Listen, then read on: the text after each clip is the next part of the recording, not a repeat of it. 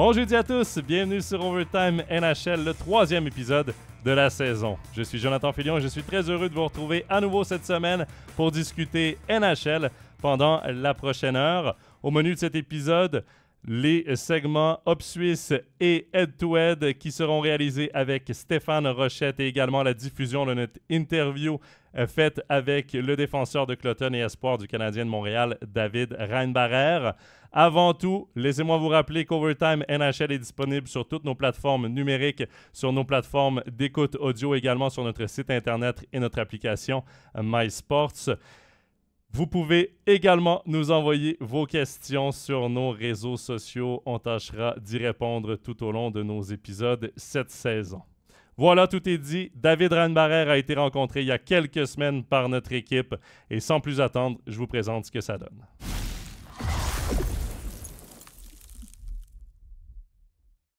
Pour ce nouvel épisode d'Overtime NHL, on a la chance aujourd'hui d'être avec le premier choix de la draft NHL du Canadien de Montréal l'été dernier, David Reinbarer, 5e au total. David, thank you very much for being with us. Thank you. I have right away to ask two important questions. You spent a lot of weeks in Montreal this summer. Have you learned some words in French and have you tasted poutine? So I learned maybe a couple, like Je m'appelle David, ça va bien et toi? Maybe that was all, but hopefully I can get some more. I mean, it's their language. I try to get in their culture, which is important. And then poutine, no, I didn't try it. I don't like cheese, so maybe one day, but not now. It's a very good start. David, you had a very busy summer with the draft, with the development camp. You came back here, went to Montreal for the training camp. Do you realize what happened to you in the last months? I would say no. It's hard. I mean, it's a long journey. Actually, a lot of traveling over the sea and back. So maybe when I see the photos and all that stuff, where I wear the jerseys from Montreal, maybe then. But yeah, it's hard. It's hard to believe that you're actually right there. You need just a couple more steps, and then you're in there. But yeah, I hope we'll get there soon. There are not a lot of Austrian-born players in the story of National Hockey League. Was it a dream for you or a goal when you were young? Yeah, for sure. I mean, in the last couple of years, we had a lot of draft picks, Rossi and Casper. So it's like, if they can do it, I can do it too. And I mean, it worked out really well. I got the help from Cloton here. And yeah, I want to just say thank you from Cloton to be here in this situation right now. Were you surprised at a certain point during the last season to see your name with the best prospects of this draft? It was a big surprise. I mean, I started maybe in the second or third round and made my way up into the first round and then top 10. Yeah, for sure it was a long way. Played a lot of games, World Juniors and World Championship, but I mean, it helped me to get to the dream I was dreaming of. And yeah, I'm just happy to be in this situation right now. What was your reaction when you heard Carey Price with hesitation, of course, but name your name? Yeah, I had goosebumps right away. I guess my mind just fell off. I couldn't remember anything. I had to look at the videos. Then for sure the big moment was for me when I went back to the family and saw my dad and all my family happy and tears in their eyes. It was a special moment for me. For sure some tears fell too, but yeah, I mean, it's so special to wear this jersey. Yeah, so I'm really thankful for that. Have you talked with Carey Price? Yeah, we talked afterwards actually, like when I went over a little bit earlier. I met him twice, so we can talk a little bit about it, but it was just some jokes there. I mean, now it's a joke in the locker room and all that stuff. It's fine. I mean, it's human to do mistakes, so I can't be like bad to him or something like that. I mean, he's just a human. He's a big legend in Montreal, so for me it was just an honor to shake his hand and talk with him. Earlier you named some young Austrian players. Tomáš Vanek was the Austrian highest picked in a draft, 5th overall. You are a 5th overall choice. Does it mean something to you to know that? Yeah, for sure. It's a huge honor for me. I mean, hopefully I can bring a lot of kids to hockey from Austria, and hopefully they have the same dream as I had. And To be an idol right now, it feels good, but a lot of pressure around here. But I mean, it's part of the job right now. So yeah, I'm just like honored to be now in this situation. I mean, not many people can like live in this situation actually. Was it a surprise for you, the Montreal Canadiens? Have you had good talks with them? It was a surprise. I had a talk before the draft one day before, and I had a good feeling actually, but kind of like dropped it then, and then it was like maybe 6 or 7. They showed a lot of interest, and then when I heard it at 5, it was like unbelievable. I couldn't believe it until now. Actually, it's hard to believe. So, yeah, it was an unreal journey. I don't want to give a lot of attention to people that don't deserve it, but you receive messages on your social medias after the draft. How did you get through this? I mean, it's just social media. I guess the people wouldn't say it to you in person. I guess they're afraid of you in person. So if they want to do it, do it. I don't look at it. I will prove you on the ice wrong. We will see it in a couple of years when I'm standing. So if they have fun to try to get a young kid down or destroy his dream, try it. But I don't get into it. Does the pressure of Montreal scares you after that? No, not really. I mean, it's unreal to play there. I mean, the exhibition game, it was nearly packed the house. So, yeah, I would say now it's time to enjoy the process, enjoy every day, go to the rink, get better every day. And I mean, it's a long journey. You never know where you end up, but hopefully I end up in a long career with the Montreal Canadiens and to reach the dreams they have and I have. So, yeah, I think there's not much pressure. There's just enjoy and hard work. You had a chance to wear the jersey twice during the preseason games. How do you evaluate your performances? I mean, it was just special to wear this jersey. The history which is behind the Montreal Canadiens is unreal, and the fans, and to play with such good players there, yeah, it's something you have to like do on your own. I can't describe it in words. When you put this jersey on, when you walk out to the warm-up and you skate in the rink and loud music and all the fans are cheering for you, it's something special. So yeah, you have to do it on your own. Everybody knows you because you're the first pick of the Montreal Canadiens. How was your integration in the team? Not too easy, I would say. You have to earn your respect. You have to show them that you can play, and then they start to talk with you. But it's normally, I mean, you need respect for all the guys, for the guys who are veterans there. You just can't go in and say, I'm the 5th overall pick and I can do whatever I want. I mean, you're nothing there. You're just a 5th overall pick, you have to prove them. So yeah, I had to prove me. I had to show respect for all the other guys, and then, I mean, it was such funny times over there, meeting all the guys. I mean, talk to Cole Caulfield, Matheson, Savard, and all those guys. It was such a special moment for me. Is there maybe a player who helps you a little bit? I would say Kaiden Guhle. Like, we played together and we talked a lot together. I would say him. I want you to give us an idea of what is the media coverage in Montreal. How does it look like? Yeah, after every practice probably you got interviews, and then they're like standing 15 to 20 guys around you and want to ask you some questions. And after every game, before every game, yeah, it's always media, but yeah, I guess it's business over there. You're the money maker, so you have to do it. Intimidating, maybe? No, not really. I mean, it's part of your job. Yeah, sometimes they ask you not very nice questions, but sometimes, yeah, it's funny to talk with them. If you have like a good charm, you can do it. What was the biggest difference you noticed between the European hockey and the North American hockey? I would say the small ice. Everything is faster. Everyone is so good with the puck on his stick. I mean, you need to look forward 2 or 3 plays to make a play. You have to be mentally and physically prepared for it. It's so hard. Every practice is like 120%, small area games and all that stuff. So it's another level over there. Martin Saint-Louis is the head coach of the Montreal Canadiens. We know him in Switzerland because he played in Lausanne for a couple of games. We know him also because of his great career in NHL. How is he as a coach?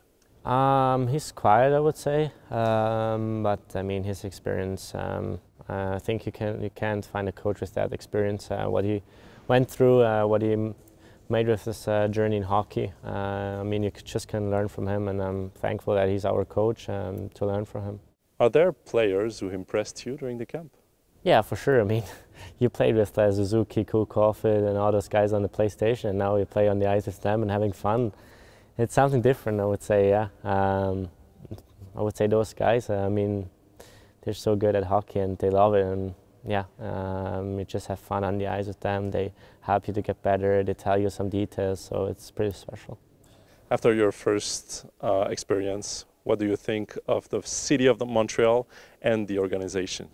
City is very nice. I like it. It's some parts are similar to Europe, so it's very nice. Kind of like feel home. And then the organization, it's they look after the players. They do everything for the players. All the staff, GMs, coaches. They're amazing. You can't say anything about them. They're just like amazing. Were you disappointed in a certain way to be sent back here in Claughton? I mean, for sure, you want to play right away into the NHL. You want to reach your dream, but like I said before, I mean, it's not a sprint, it's a marathon. So I want to focus on a long career over there, and not a short one. So they have a plan with me, and I'll follow that plan. As the Canadian, guide you on what you have to work on this year in Claughton? Yeah, for sure. They have exchanges with our coaches. I get text messages, videos, so there's a lot of exchange. What will be your personal goals this season? To develop myself, for sure. I want to get there where they all wanted me, so try to help the team, try to focus also on my game where I have to develop myself, and hopefully we have a fun year and we can prove again that we're not getting sent down this year, and maybe we get into the pre-playoffs or playoffs. Who knows? Do you play this year as your last one in Switzerland in your head? Yeah, in a certain way, I would say yes. I mean, my dream is to play hopefully next year over there. So I try to enjoy every single moment when I'm here, when I'm playing in front of those great fans. I mean, they do so much for us, and so try to suck in every moment and just enjoy. David, thank you very much again, and we wish you a great season here in Claughton, and we can't wait to see you in the Montreal Canadiens jersey. Thank you very much for your time.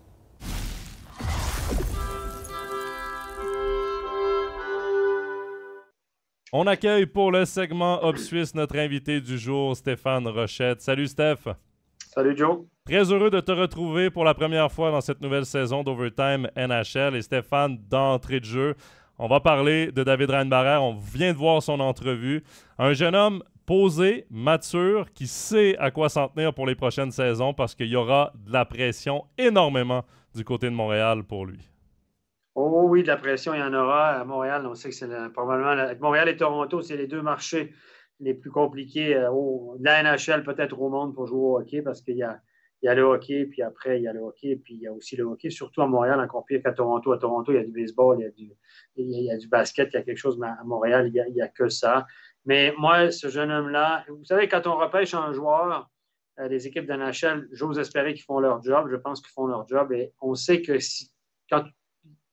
ils savent que si tu repêches un joueur à Montréal, il faut qu'il ait de la maturité, puis il faut qu'il soit solide, puis qu'il soit capable de s'exprimer. Et je pense que Reinbarer nous a prouvé qu'il était capable de le faire. Ses propos sont sensés, sont posés, s'exprime bien en anglais. Je pense que ça faisait partie du package quand on a choisi de le repêcher. On a regardé sa maturité. Et c'est peut-être une des raisons pourquoi on n'a pas pris le Russe, parce qu'il faut dire qu'à Montréal, les gens étaient fâchés. Pas qu'ils aient pris Reinbarer, mais qu'ils n'aient pas pris le Russe, parce que Reinbarer, ils ne connaissaient pas. Hein? À part la NHL et la KHL en Amérique du Nord, il n'y a pas beaucoup de respect pour les autres championnats. On ne le connaissait pas, Reinbarer.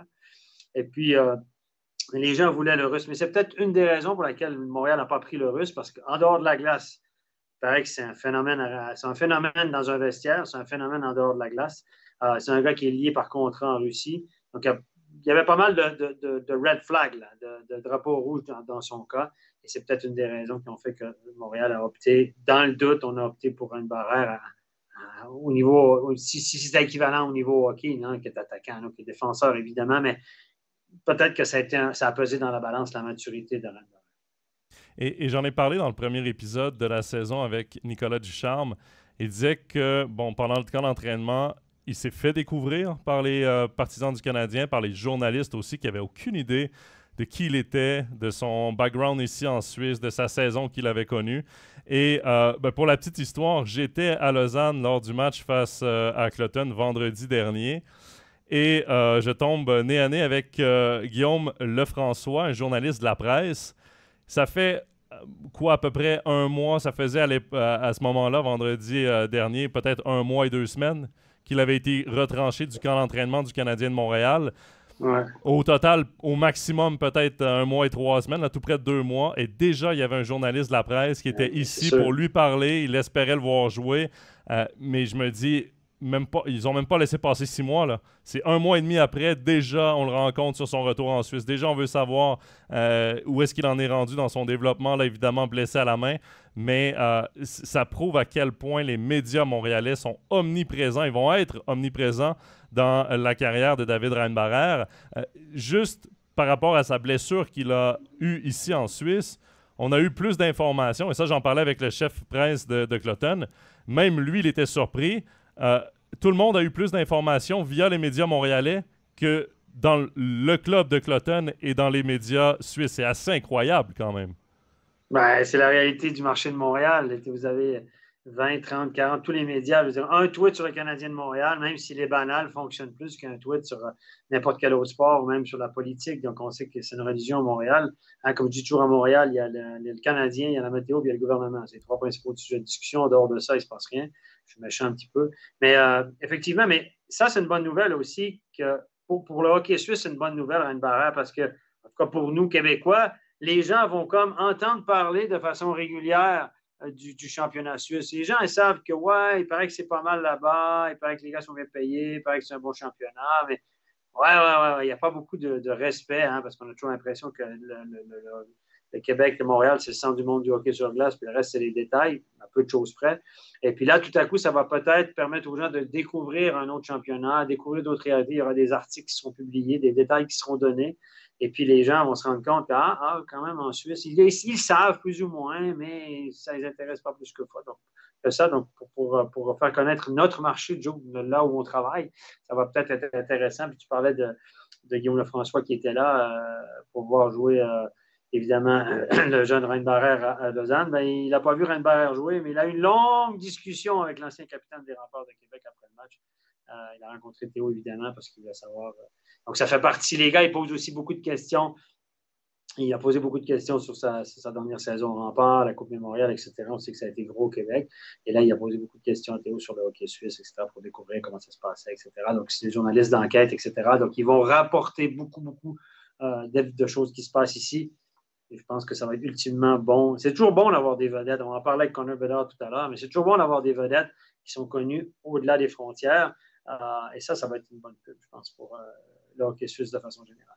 Oui, il me l'avait dit d'ailleurs qu'il voulait parler avec Théo Rochette à la fin du match. Et d'ailleurs, Théo a marqué un magnifique but dès les premières minutes du match. Je pense qu'il a fait très bonne impression à Guillaume Lefrançois. Mais c'est fou à quel point j'ai discuté quand même plusieurs minutes avec lui. Il découvrait le championnat suisse. C'était la première fois qu'il assistait à un match, qu'il voyait un peu l'ambiance dans les patinoires suisses. Évidemment, à Lausanne, c'était pas une patinoire remplie, mais quand même, il y a de l'ambiance avec le COP lausannois. Donc, il a été impressionné. Je le voyais prendre des photos, des vidéos. C'est quand même une belle découverte pour lui aussi dans un magnifique pays, dans un magnifique cadre. Donc, ça va certainement donner une belle visibilité à la National League. Steph, on va rester dans la National League / le repêchage parce que la centrale de recrutement de la NHL a sorti son premier rapport qui arrive très tôt dans la saison. Il y a en Europe à peu près 1 mois d'activité, 1 mois et demi de jouer lors de la sortie du premier rapport. Dans les ligues nord-américaines, c'est à peu près ça aussi, 1 mois d'activité.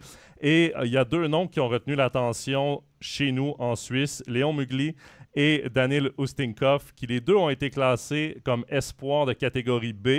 Il y avait des espoirs, évidemment, dans plusieurs catégories. La catégorie B étant des espoirs de 2e, 3e ronde. 2 défenseurs de 17 ans qui ont des rôles dans des équipes de National League. Rôle, évidemment, de 3e bloc, parfois 7e défenseur.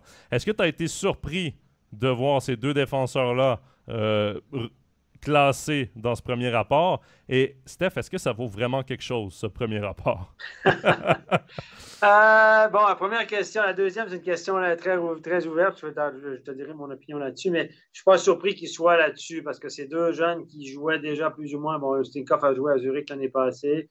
Et c'est pas compliqué maintenant. Si tu joues en Suisse, dans une ligue européenne connue, donc Finlande, disons Suède, surtout Suède et Suisse, peut-être un peu République tchèque, l'Allemagne, etc.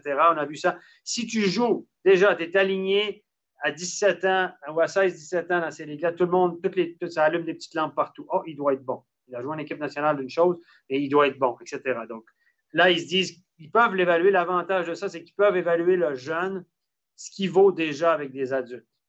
Ça, c'est tellement rassurant pour les scouts là, parce qu'ils peuvent être beaucoup plus sûrs de leur jugement que de voir un gars jouer contre des juniors. Et je ne suis pas surpris. S'ils jouent déjà, ils vont être classés. Tous ceux qui jouent déjà régulièrement, ils vont être classés A ou B.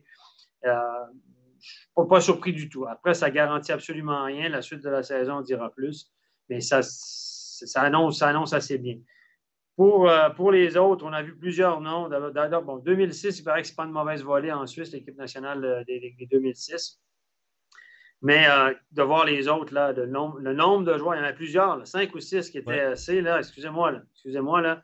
Et quand on a un gars repêché en Suisse par année, c'est énorme. 2, c'est exceptionnel. 3, on n'y pense même pas. Donc là, ces gars-là, c'est un truc bateau. Écoutez, la centrale de recrutement de la Ligue nationale, là, je vais être méchant, mais les scouts qui travaillent pour la centrale, des gens influents, des agents de joueurs, des gens qui sont dans le milieu m'ont toujours dit, Steph, les scouts qui travaillent pour la centrale de recrutement de la NHL, c'est en général des scouts que les clubs n'ont pas engagés.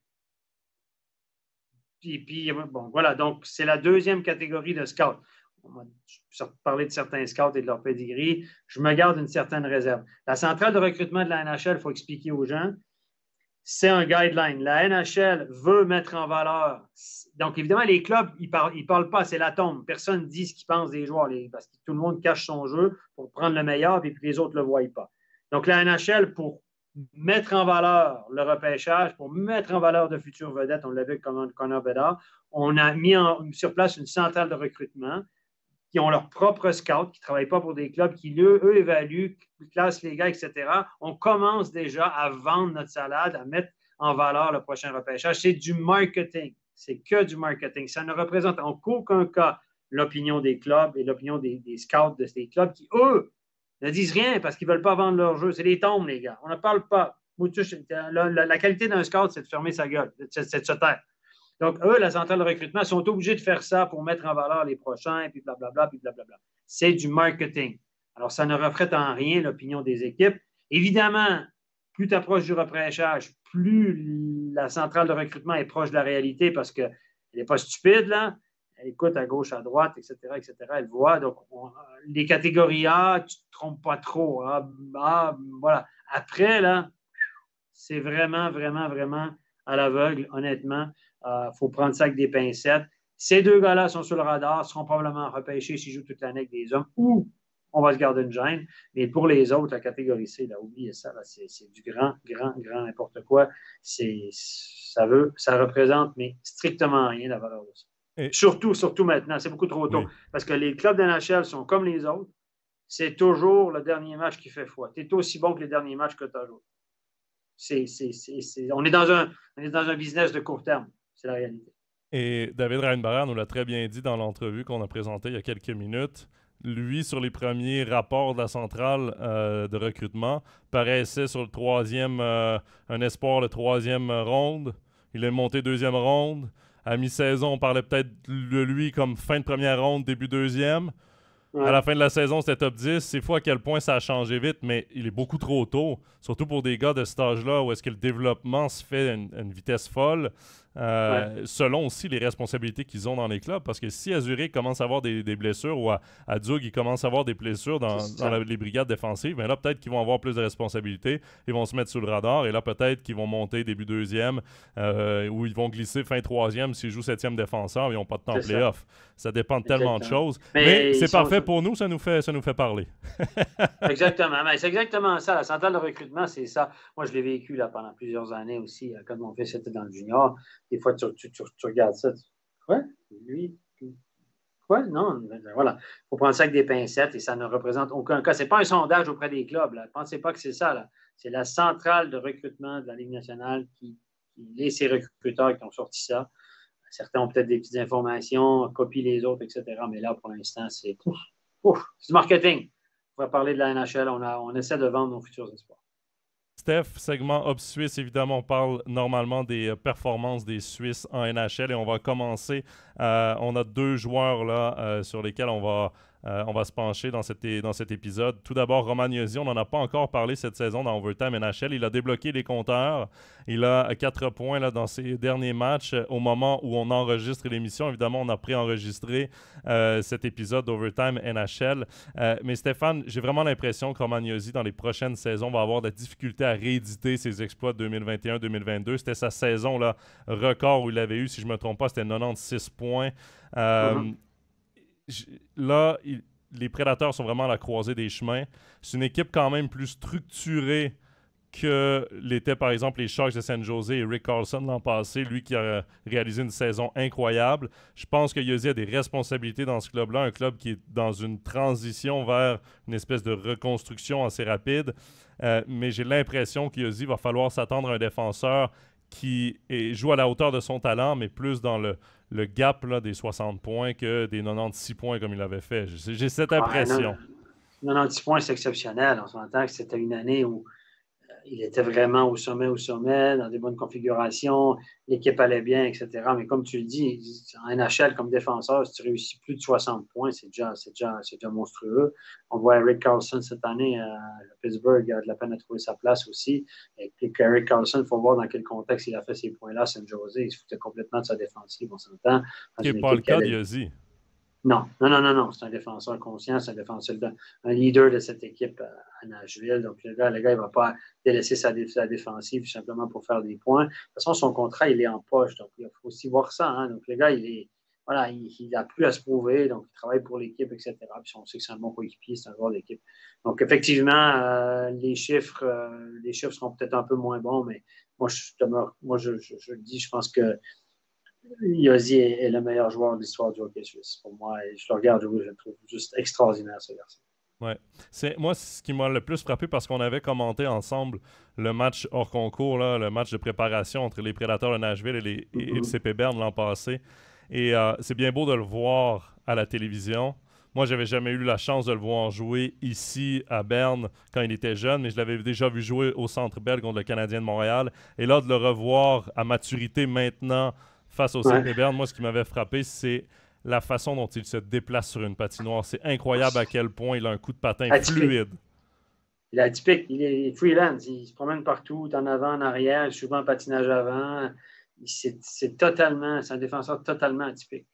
Il se lance en attaque. Donc, pour jouer avec lui, c'est pas tout le temps facile parce que tu dois lire son jeu, tu dois compenser ses risques en attaque, mais on dirait qu'il est plus souvent en patinage avant qu'en patinage arrière. C'est rare pour un défenseur.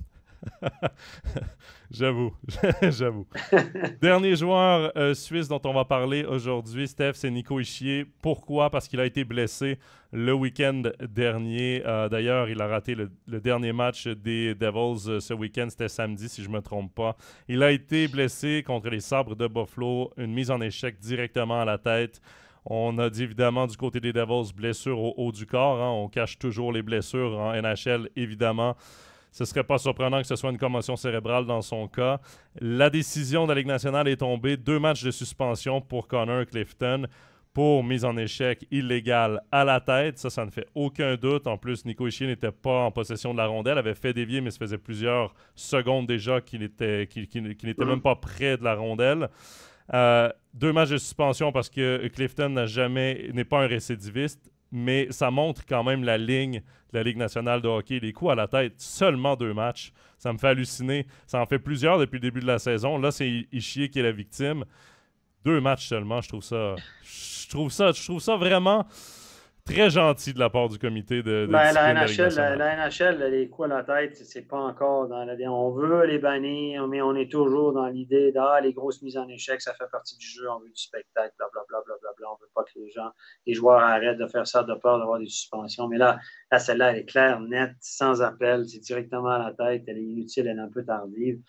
Et 2 matchs, effectivement, il faut relativiser. Aussi, 2 matchs sur 82, c'est absolument rien. 2 matchs ensuite sur 52, c'est plus conséquent.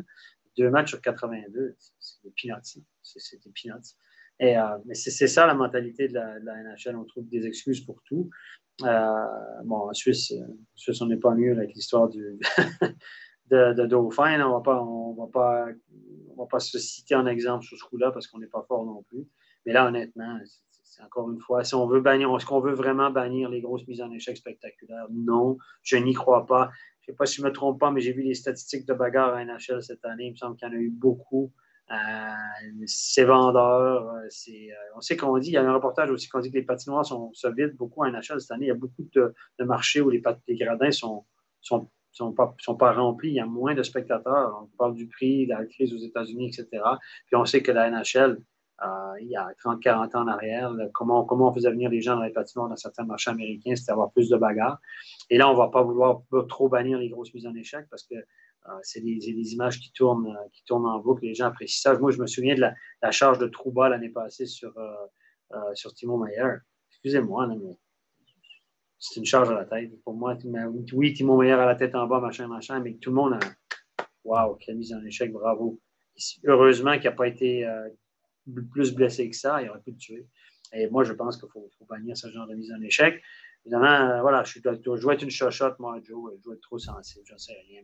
Mais tu sais, le gars a suspendu 2 matchs. 2 matchs en NHL, c'est 4 jours. Là. Il va jouer le week-end prochain, il va rejouer. Nico Hischier va peut-être être out.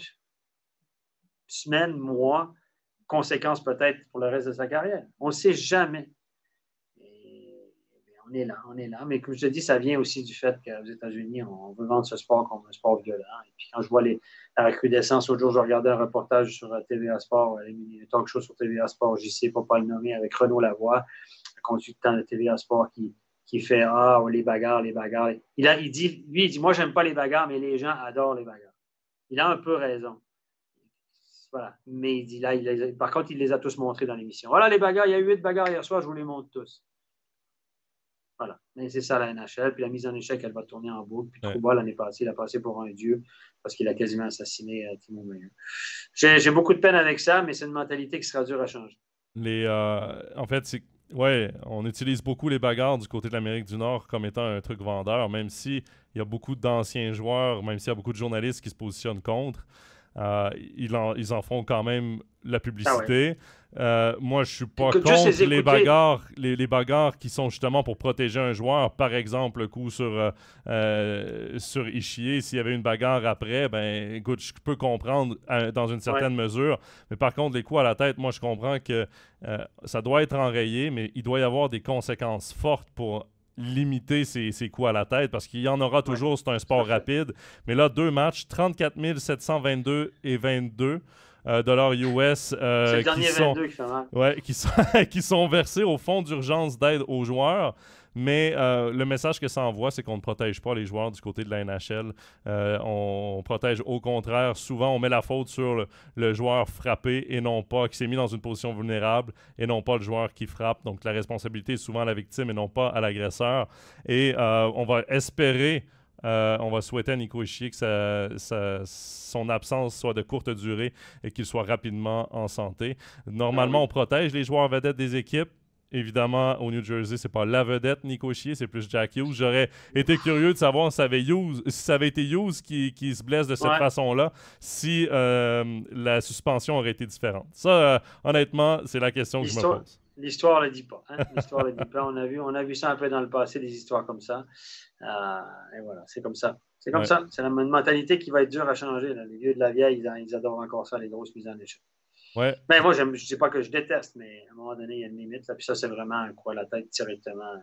il savait que le joueur était vulnérable, la tête en avant, il se fait grand. Bon, tout y était. 2 petits matchs, Joe. 2 petits matchs. 2 petits matchs. Pas de souci, il va manger un hot dog, un popcorn dans la loge. Il va avoir des bons billets. Il va avoir des bons billets pour les 2 prochains matchs de son équipe. Mais le jeu physique est important à NHL. C'est spectaculaire. Moi, je suis totalement pour ça. Mais les coups salauds comme ça, un peu moins. Steph, on va maintenant passer au segment Head-to-Head. Segment Head-to-Head avec Stéphane Rochette. Steph, le principe est bien simple. Je te donne une affirmation. Tu me dis si tu es en accord ou en désaccord et on débattra ensuite. On va commencer avec quelque chose qui a beaucoup fait réagir. C'est la suspension de 41 matchs à Shane Pinto pour des histoires de gambling. Pour vous mettre un peu en contexte, Pinto a été sous enquête de la NHL ces derniers mois. Il aurait été mêlé à des histoires de paris sportifs. C'est pas lui qui aurait parié sur les activités de la NHL ni sur un autre sport, mais la Ligue nationale donne pas trop d'informations. Quoi qu'il en soit, Gary Bettman voulait une grosse sanction, beaucoup plus longue que les 41 matchs de la suspension de Shane Pinto. Finalement, ça a été 41 matchs. Steph, est-ce que cette suspension est juste selon toi? Non, c'est ridicule. Bon, écoutez, je ne connais pas le détail. Je ne connais pas exactement ce qu'il a fait, mais là, la Ligue nationale est sponsorisée à grand coup. Vous avez des annonces 2-3 fois par période sur parier en ligne, parier en ligne, parier en ligne. C'est un gros truc de Gary Bettman, un des gros objectifs. C'est pour ça qu'on a installé une franchise à Vegas, etc. Et puis, je pense que là, 41 matchs. Comme quelqu'un m'a déjà dit, un joueur serait surpris, pris en flagrant délit de dopage, il y aurait eu moins que ça. Et puis quand on voit la charge contre la tête contre Nico Hischier, 2 matchs et lui, 41 matchs. Évidemment, je n'ai pas tous les détails, mais là, il ne faut pas déconner non plus. C'est ridicule, la Ligue nationale là, qui envoie encore des messages un peu douteux. Moi aussi, je trouve que c'est injustifié. Non pas le fait... Bon, plusieurs ligues ont des politiques contre le gambling, évidemment, parce que les joueurs ont des informations privilégiées qui peuvent aider dans le gambling. Là où j'ai de la difficulté, un peu comme tu dis, c'est 2 poids, 2 mesures. Le sponsor sur le casque protecteur des Sénateurs d'Ottawa depuis des années, le casque que porte Shane Pinto, ça a été Bet99 et maintenant c'est un autre site de paris sportifs. Quand même 2 poids, 2 mesures. Tu en fais la promotion, mais tu suspends un joueur. Est-ce que c'est justifié? Moi, je trouve que la NHL doit être un petit peu plus transparente dans tout ça. Expliquer un peu le pourquoi du comment. Non, ça, parce que là, on nous laisse dans un flou. Là, ce que je vous ai dit au début du pourquoi, qu'est-ce qu'il aurait fait exactement, ce ne sont que spéculations. On n'a pas de détails. On sait que la Ligue nationale n'a que justifié ça en disant c'est pour des histoires de gambling. Donc, à voir quand même où ça ira cette histoire. Et une autre chose, moi, que je ne comprends pas, Shane Pinto n'est pas sous contrat avec les Sénateurs d'Ottawa. Pourtant, la suspension de 41 matchs est rétroactive au premier match de la saison. Donc, en ce moment, les Sénateurs qui ont une quinzaine de matchs qui ont une dizaine de matchs de jouer, là, tout près de 10 matchs de jouer, eh bien, ça compte dans la suspension de Shane Pinto. Donc, pour l'instant, ça aide les Sénateurs d'Ottawa, puisque eux n'ont pas besoin de signer Shane Pinto dans les médias, vont pouvoir le signer seulement après sa suspension. Donc, du coup, le gars qui ne jouait pas de toute façon parce qu'il n'avait pas de contrat, ben, est suspendu pour 41 matchs, mais même quand il n'avait pas de contrat. Pour moi, c'est de l'insensé, toute cette histoire-là. La Ligue nationale aurait dû être plus transparente et surtout, le truc là du contrat, attends qu'il soit sous contrat et la suspension aurait dû commencer au moment où le contrat est effectif. Ça, c'est quand même... C'est comme quand tu donnes une suspension de 6 mois à un joueur au 31 mars. Et que les mois d'été comptent. Ben, exactement. Ça s'est vu ici en Suisse. Hein? À une certaine époque, il y a un Tadele qui s'était fait suspendre pour 9 mois ou 6 mois ou je ne sais plus quoi. Mais il avait dit ça au dernier match de championnat. Et puis, il a recommencé qu'au mois d'octobre. Donc, ça veut dire, voilà, donc c'est un peu ridicule. Mais là, les Sénateurs d'Ottawa, parce que Pinto, c'est un gars qui est dans l'organisation des Sénateurs, même s'il n'y a pas de contrat, avec l'histoire de Formanton qui joue à Ambry, qui était un peu dans l'autre trouble, et cette histoire-là, je pense qu'Ottawa n'avait pas besoin de ça en plus. On s'entend, là? Il y a eu plusieurs histoires à Ottawa, parce que si on recule un petit peu dans le temps, il y a eu le Ubergate. OK, ça commence à dater, mais encore une fois, c'est Ottawa. Il y avait Chris Wideman, également le défenseur du Canadien de Montréal, qui était dans cette histoire. Là, les joueurs qui avaient parlé contre leur coach dans un Uber qui était enregistré.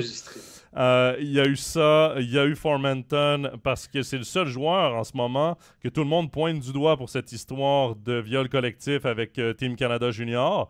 C'est le seul qui a jamais eu de contrat. C'est le seul que tout le monde pointe du doigt. Mais il faut rappeler qu'il y a quelques joueurs là, dans le même bateau. Mais pourtant, Formenton, c'est le seul qu'on pointe du doigt.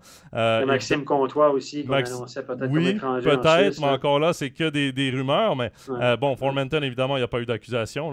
Comprenez-moi bien. Mais beaucoup de rumeurs autour de lui. Là, Shane Pinto...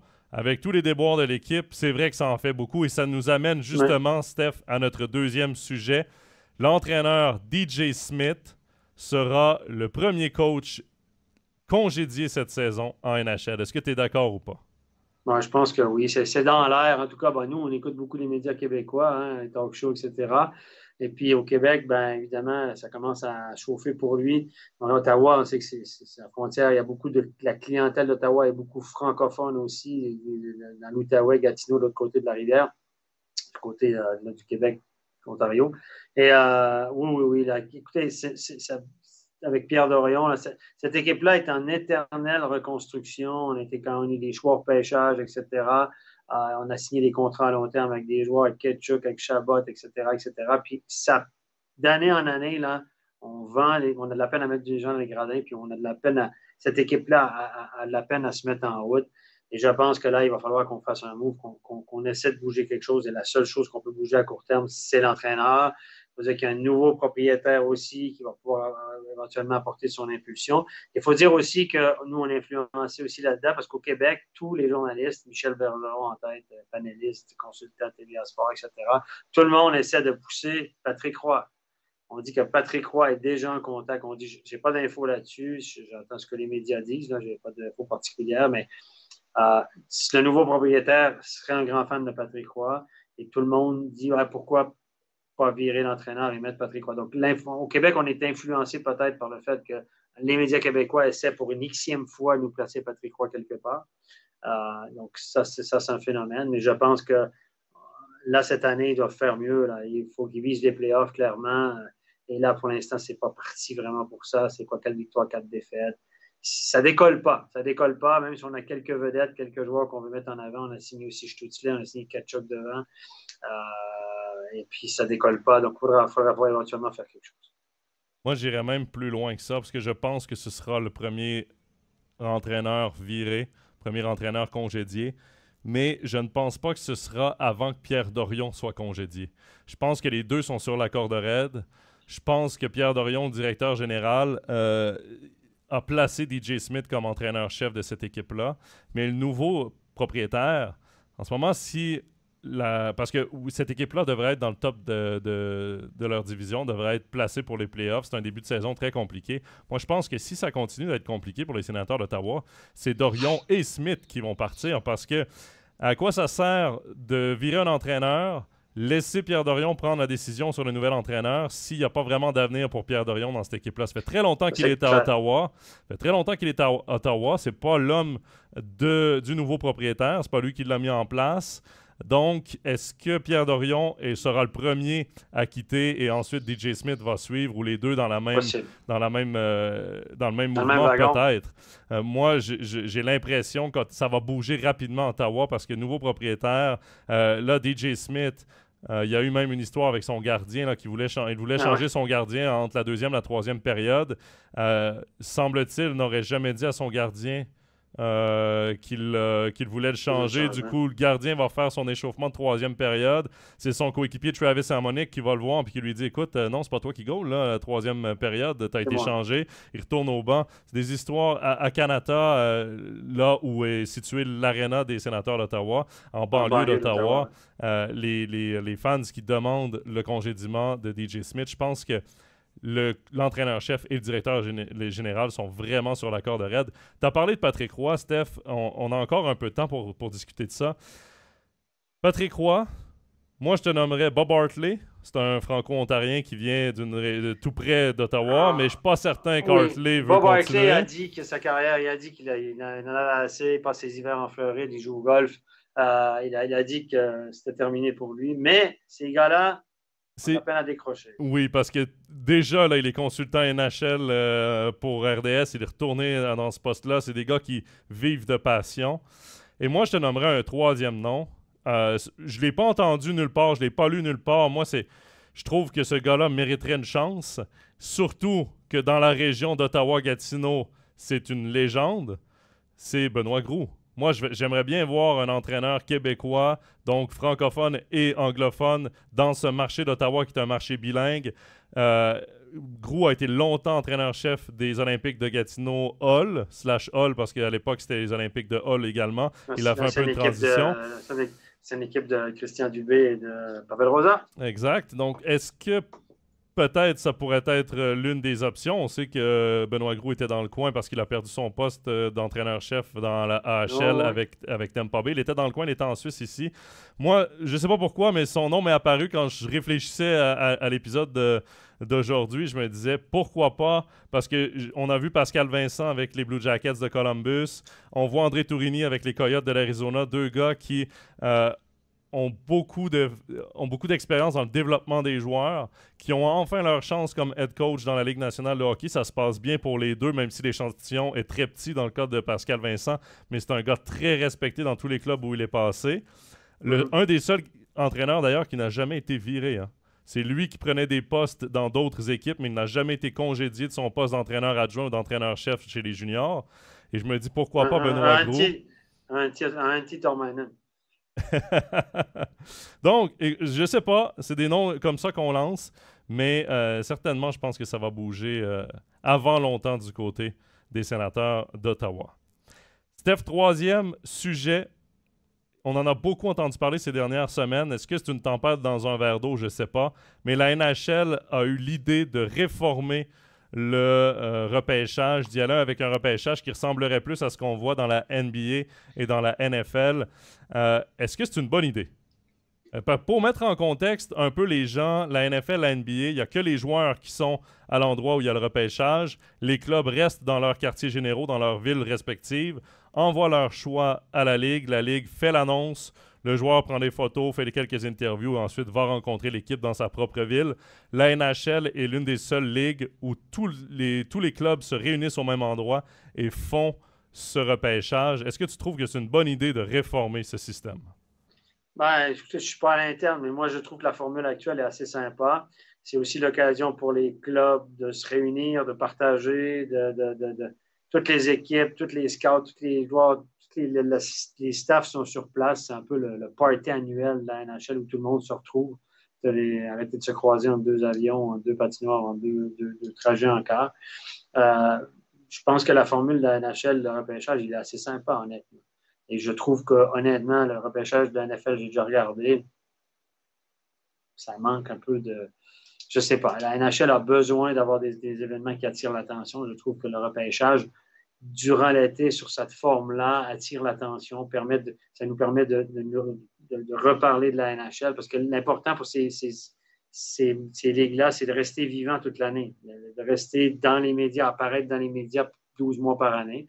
Donc, à la NHL, il y a la finale de la Coupe Stanley, ensuite, il y a le repêchage, ensuite, il y a les joueurs autonomes. Donc, on parle de la NHL jusqu'à mi-juillet, jusqu'au 15-20 juillet. Puis la pause de la NHL, c'est vraiment du 15 juillet au début septembre, on commence à en reparler. C'est le mois d'août, c'est assez tranquille. Mais je trouve que la formule actuelle va très bien. Maintenant, est-ce que les clubs veulent sauver des coûts? Ou est-ce que c'est nos politiciens verts qui s'en sont mêlés en disant non, il y a trop de billets d'avion, il faut rester dans les tombes. Je rigole évidemment, je ne vais pas faire de la politique ici. Mais en même temps, pour être honnête, dans la NBA, dans la NFL, les joueurs, une fois qu'ils sont draftés, font quelques entrevues, prennent des jets privés, vont directement dans la ville qui les a repêchés. Donc, niveau vert, c'est sûr que c'est pas ça. C'est vert foncé.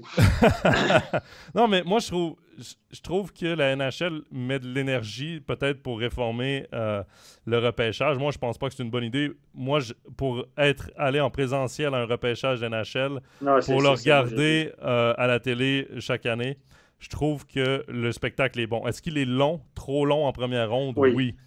C'est peut-être de redynamiser tout ça, mais je trouve que ça fait un beau show télé, un bon spectacle. Pourquoi? Parce que rapidement, tu as des interviews avec les scouts, avec les directeurs généraux, avec les joueurs. Tu vois tout le monde interagir. Tu as des directeurs généraux qui se parlent entre eux. Il y a des échanges qui se font sur le plancher juste avant les choix. Je trouve que ça... Les bars d'hôtel font des recettes incroyables. Hein, aussi.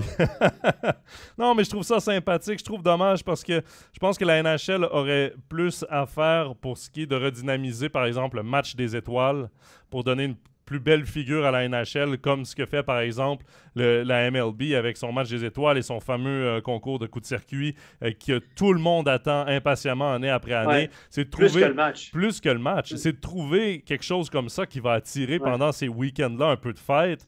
Je trouve pas que le repêchage, vraiment, je trouve que c'est unique à la NHL et je trouve dommage si on le change pour copier les autres parce que moi non plus, des repêchages de NBA, NFL, pour en avoir vu quelques-uns, c'est pas ce qui me fait le plus triper là, en bon français, c'est pas ce qui me fait ce qui me donne le plus envie de regarder. Donc, je trouve quand même dommage qu'on mette beaucoup de temps et d'argent là-dedans à repenser tout ça. Puis d'ailleurs, la masse populaire semble pas très, très heureuse de ça. Je sais pas si c'est les équipes qui ont demandé ça, mais les journalistes, les partisans, tout ça, semblent assez déçus que la NHL veuille copier la NFL et la MLB. Je comprends que ce sont les deux ligues les plus riches en Amérique du Nord, puis qu'il y a certainement du bon à copier de ces deux ligues-là, mais pas certain que c'est le repêchage qui est vraiment le truc à viser. Non. Steph, dernier sujet de ce head-to-head cette semaine. Connor Bedard est le favori pour le trophée Calder. Le trophée Calder, évidemment, qui est remis à la recrue de l'année dans la NHL. Pourquoi l'affirmation Connor Bedard est le favori? C'est qu'il a tellement de visibilité donnée par la NHL que j'ai l'impression que la NHL a déjà décidé de lui donner ce fameux trophée Calder. Au moment où on enregistre l'épisode, il a 5 points en 8 matchs. Mais est-ce que tu penses que quelqu'un peut le coiffer vraiment au fil d'arrivée?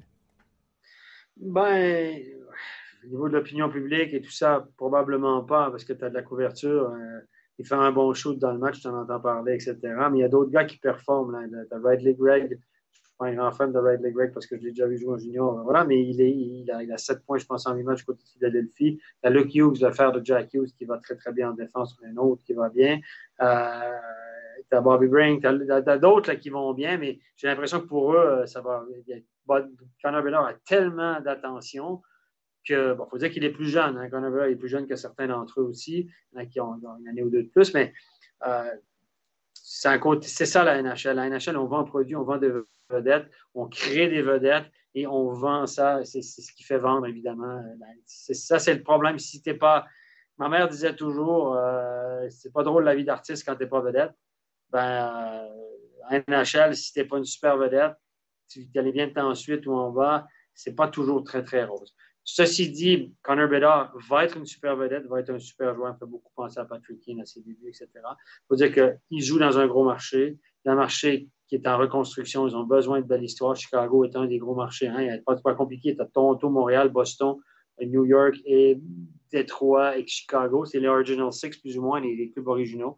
C'est un gros marché, Chicago, et là, on veut vraiment redynamiser ça. Il y a même des gens qui ont dit que le repêchage était truqué entre les Ducks et puis les dés étaient pipés pour le repêchage, que ça y allait à Chicago. C'est vrai que ça a tombé comme ça. Je ne crois pas à cette histoire-là. Mais je pense que les dés sont pipés, que Connor Bedard a tellement d'exposure qu'au bout d'un moment, on a besoin que ce soit lui la recrue de l'année, parce que si ce n'est pas la recrue de l'année, ça va faire tâche. Un certain Adam Fantilli aussi qui va bien. Vous avez Logan Cooley.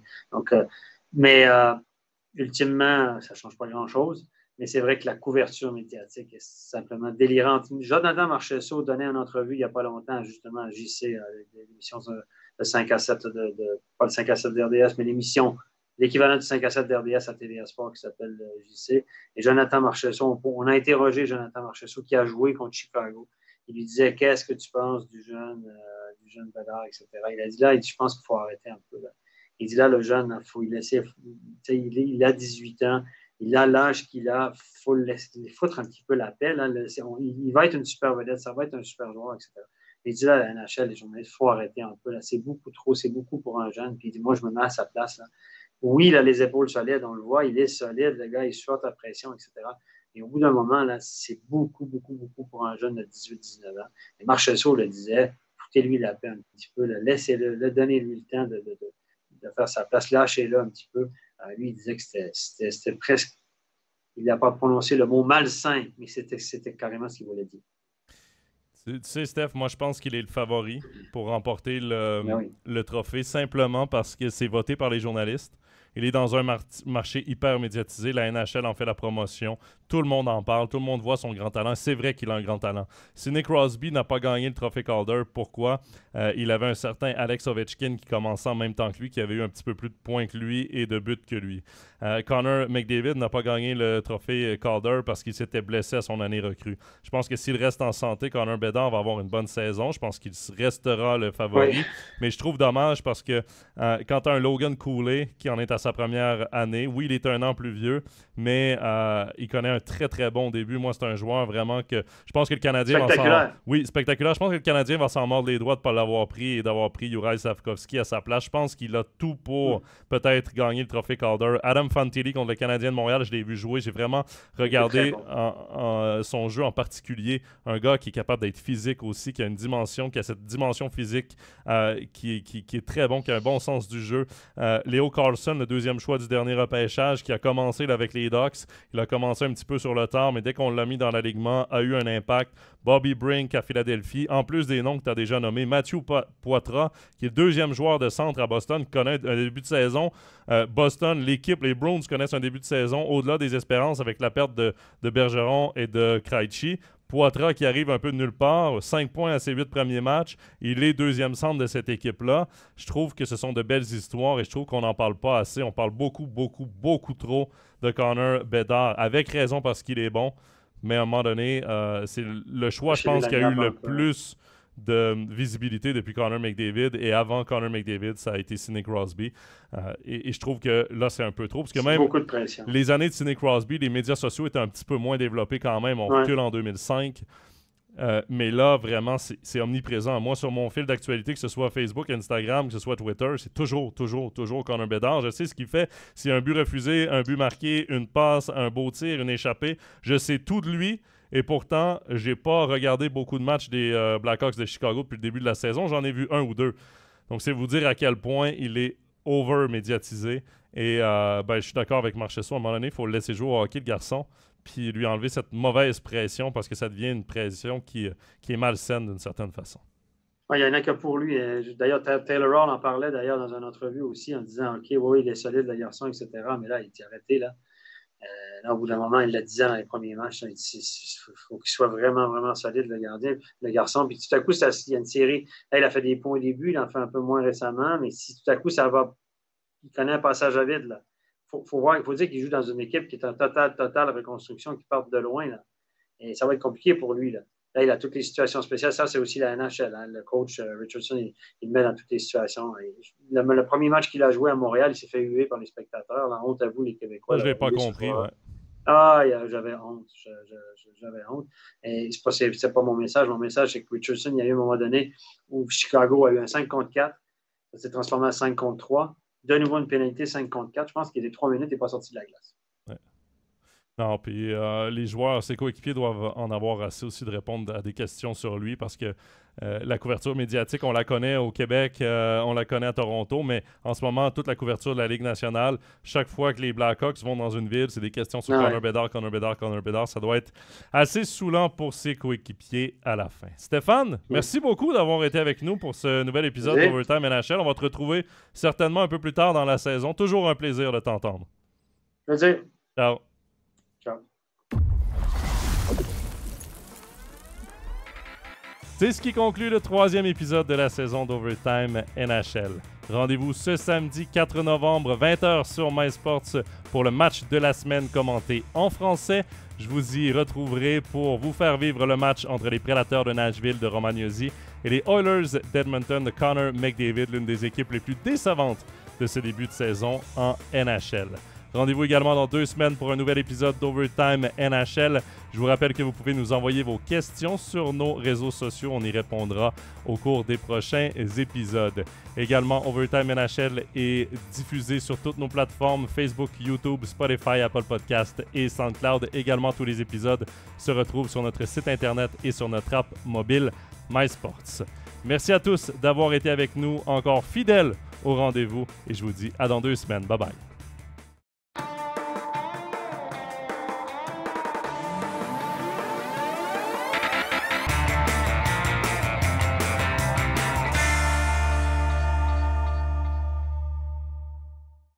les matchs de National League, les ligues internationales et les meilleurs documentaires sur toutes les plateformes. Abonne-toi. MySports, c'est le hockey.